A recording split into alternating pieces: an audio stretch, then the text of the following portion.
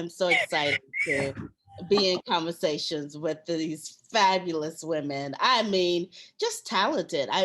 I am Monica L. Williams. I am the creator and curator of As Quiet as It's Kept at Bailey's Cafe, and I've been on a fabulous journey with Bailey's Cafe community for the past 6 years, building this work with a team of wonderful and vibrant creatives, which we are about to meet right now. But I'm going to give a visual description of myself and background. I am surrounded by plants with the white wall. I have a purple jacket on, and I have short curly hair and just a little bit of shiny gloss. Welcome with me, uh, some collaborators in the creation of Thank You for Your Service, Zöe Flowers and Sherry Pullum. Zöe, would you like to introduce yourself? Sure. Thank you, Monica. Thank you for allowing me to be on this journey with you. And we'll talk more about our relationship, I guess, as we dive in more. But visual description of myself, I'm an African-American woman. I have on a yellow dress today with a yellow and blue head wrap. I have red lipstick on today, and I too have short curly hair, and I have a screen in the back of me of the tarot cards, of the Rider-Waite tarot cards. So that's my description. And I am a author, a filmmaker, and a social justice advocate and healer. Wonderful. Thank you, Zöe. Sherry. Yes. Monica and Zöe, listen, I'm so appreciative to be on this journey with you both. I came on the journey a little later than the 6 years, but I'm happy to be part of Bailey's in any way that I can. I love Bailey's group and the work that they do. I am Sherry Pullum. My visual description of me, I have short hair, one side longer, one side shorter. I have on a bright orange top, some bright orange earrings, and I'm feeling vibrant today. I have pictures behind me that my friend, actually, she's a brilliant painter, Becky Kroll, of beautiful sunset and beautiful souls on the other side of me with vibrant colors. So I feel right at home in my bright orange top. And I am an actress, writer, producer, director, really a creative in all art forms. And just grateful to be here. Grateful to be here. Yeah, I mean, so I want to start this off just by acknowledging anyone who is not currently in the room with us that we just want to throw into the cipher. I'm starting to do this more now because I feel like it's so important in this moment to name myself as a as a designated survivor, particularly after this moment of so many lost lives. And so I just like to also just bring into the room my grandmother, Jewel Burton, my grandfather, Grady Burton, my great-great-grandmother, my great-great-grandfather. I also want to pull into the room Margaret Williams, who taught me how to know when the chicken was ready to turn over in the cast iron skillet without even looking at it. And she taught me the importance of watering my soul as well as my body. And she also taught me the importance of fighting back. And so I just want to call her into the cipher. And please feel free to welcome and name anyone you'd like to. Sure. And also I'll say this is Zöe. This is, for anybody who can't see us visually. And I would like to call into the space my grandmother, Lucy Scrouse, and my grandfather, Ulysses Scrouse, whose bedroom I'm actually in right now. I've been here quarantining here in their home. And my father, Winston Miller and my most enlightened ancestors and spirit guides. And also just want to also acknowledge the land that I'm on here in Connecticut. One of the nations is the Podunk people. So I want to call them into the space. Yes, yes. And Sherry, I'd love to call into the space to both my parents, Shirley Pullum, Harold Pullum, my great grandmother, Bertha Horton Gordon, who was a fabulous poet. Um, and I'd also like to call my grandparents into the space, um, Loretta Clement, Ulysses Clement, and both my Pullum, I used to call them Grandma and Grandpa Pullum. So I will let them come into the space, and all of my ancestors and spirit guides. Yeah. And so I'm just really excited that I've been in the cipher with Zoe now for 6 years. And I think maybe 3 years ago, we started to really develop Jake, the character, the main character, in Thank You for Your Service, in a way that allowed him to come off the page. But first, the process to get to Jake was filled with lots of interviews, conversations, dialogues back and forth, just lived life and maybe reading scripts. I'd love to hear you at some point in this conversation talk a little bit about that, but perhaps I have a burning question. Um, you know, Thank You for Your Service covers several themes, and I'd love for us to just talk a little bit about those themes. Um, Not necessarily giving away the story because we haven't premiered the film yet, right? But if we can just lift up some of the themes, maybe like 2 or 3 that are juicy, sort of top of line, and perhaps even parallel to where we are right now in the world. Yeah. Yeah, I love that. I love that question. So one of the themes for sure would be liberation. Mhm.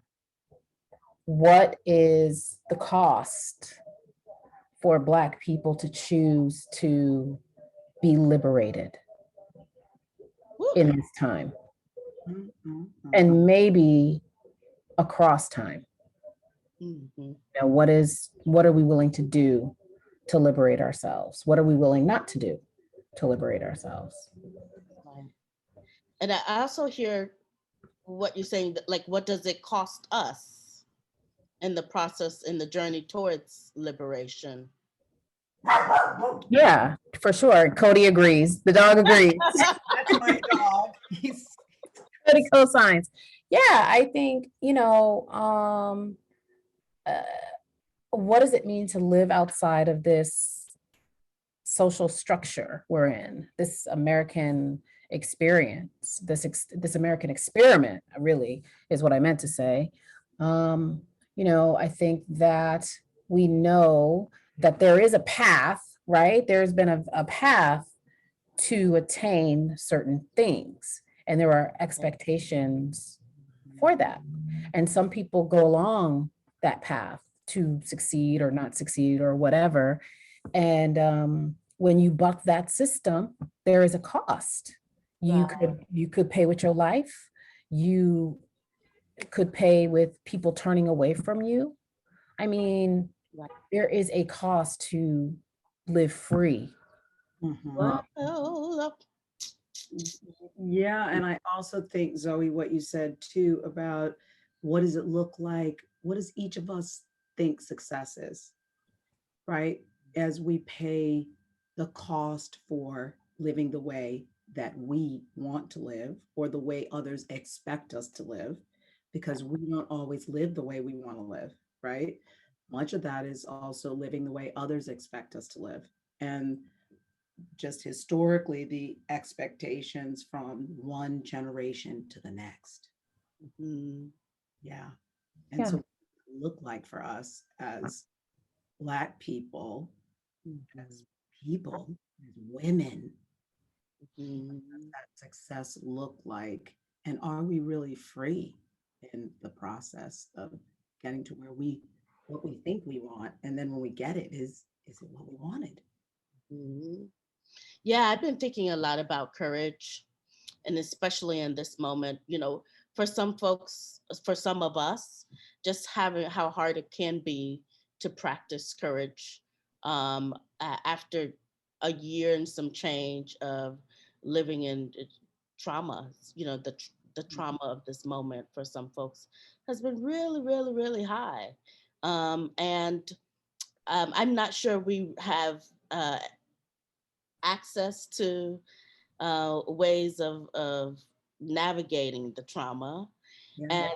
And so I'm interested in the courageous ways folks are choosing for themselves, ourselves, the ways we're choosing for ourselves to figure out how to navigate in order to live some type of life that is interesting to us.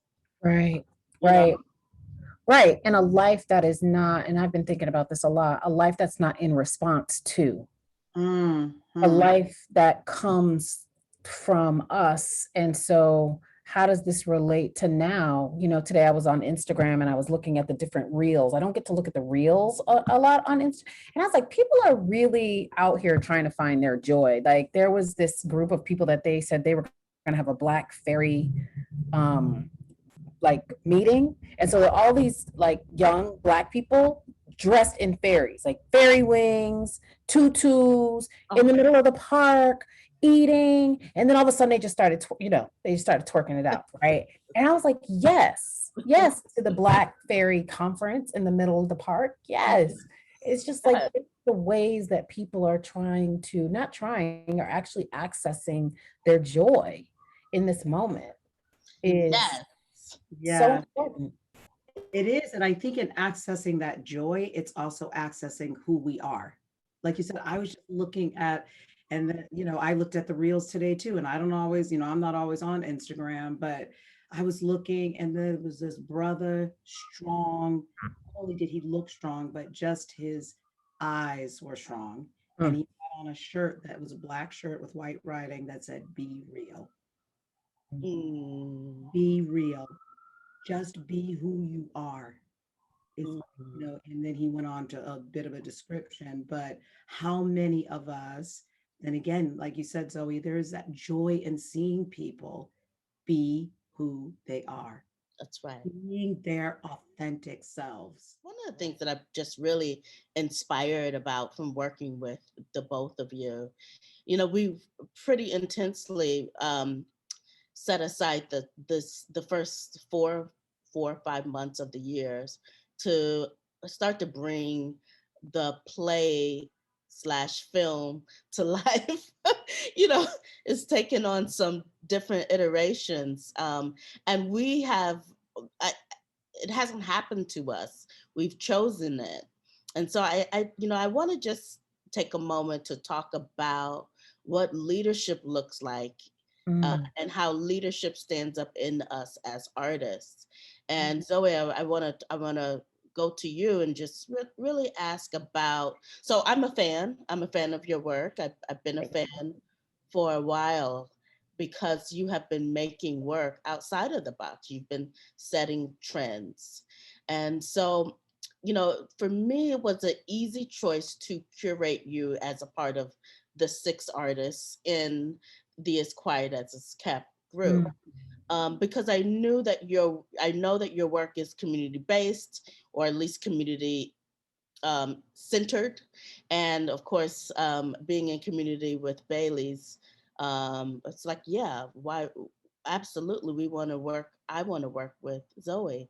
And when we started to make Jake, you hadn't quite made the film yet. It's Rona. Please forgive me if I'm mispronounce it. The name of your film. Oh, Road. Road. Girl. So Road, you hadn't made Road yet. You were in the process. Right. And actually, I don't even think it was, I don't know where you were in the process. It was nowhere near when we started. Jake was first. Jake was first, yeah. And so, okay, so here's my question. Sorry to prolong it, but I'm getting somewhere. And the question is, can you talk about how you position Black bodies in the future in your work? Yeah, I love that question. You know, even with Road, which I hadn't started yet, originally it was in the future. It was like 2020, I don't know, or 2030 something. And it's such a departure, because before, I would say 2016 or 2017, most of my work was in the past. Mm-hmm. Mm. And maybe it's because so much of what I've created is me trying to heal my past. And so I was like trying to work it out, you know, like we do through my art. And so it was just a lot of looking back. And then just something happened when I started to get deeper into my spiritual practices. I started just tapping into a different kind of energy of what's ahead. Right. Again, because as a person who's experienced so much trauma, looking ahead has always been like, where I'm going has to be better than where I've been. So I've always been looking ahead. Like from a little girl, I was looking ahead. Like, I'm gonna get out of this town. I'm moving to New York. I'm moving to California. Like, I am a future oriented person.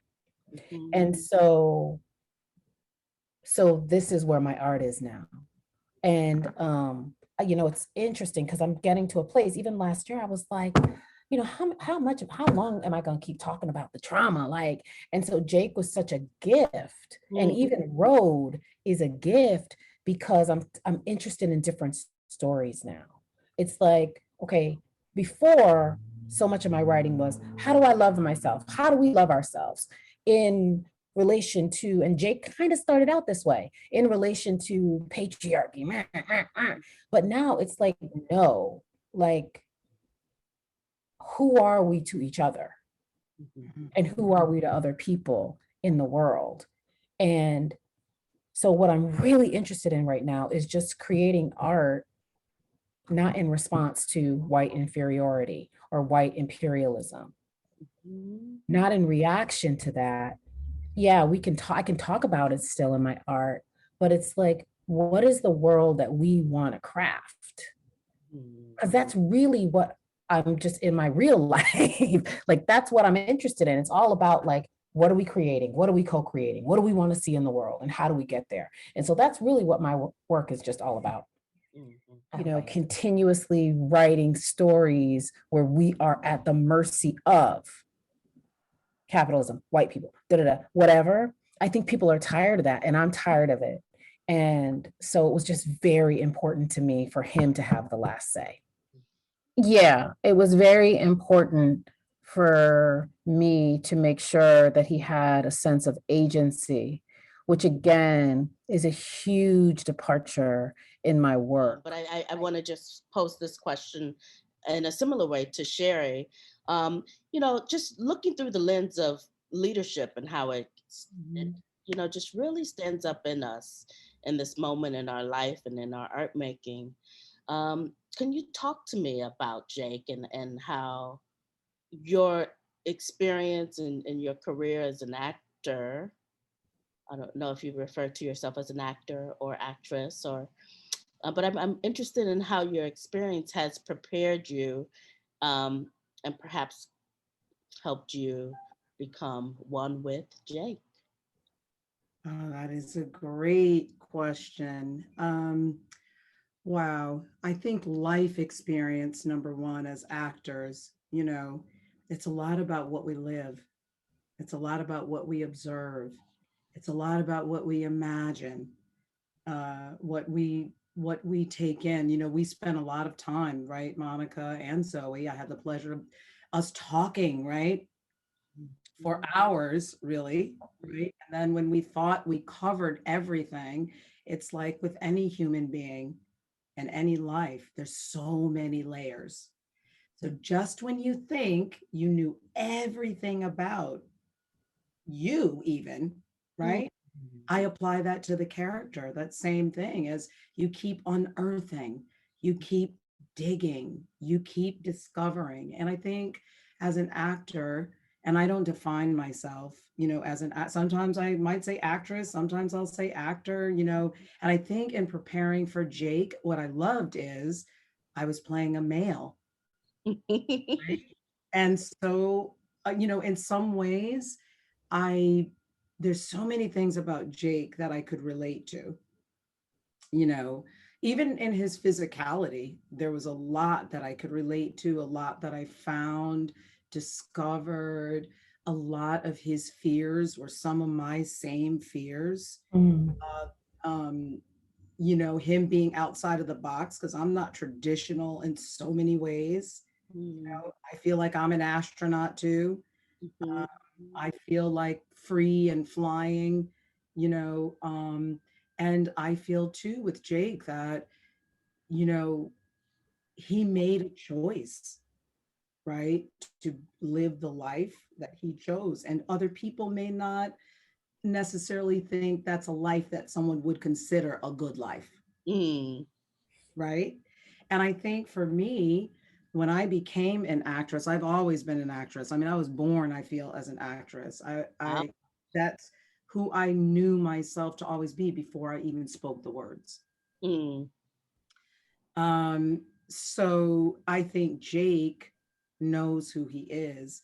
And I think before he was able to claim it and say, this is who I am to the world, he owned it first.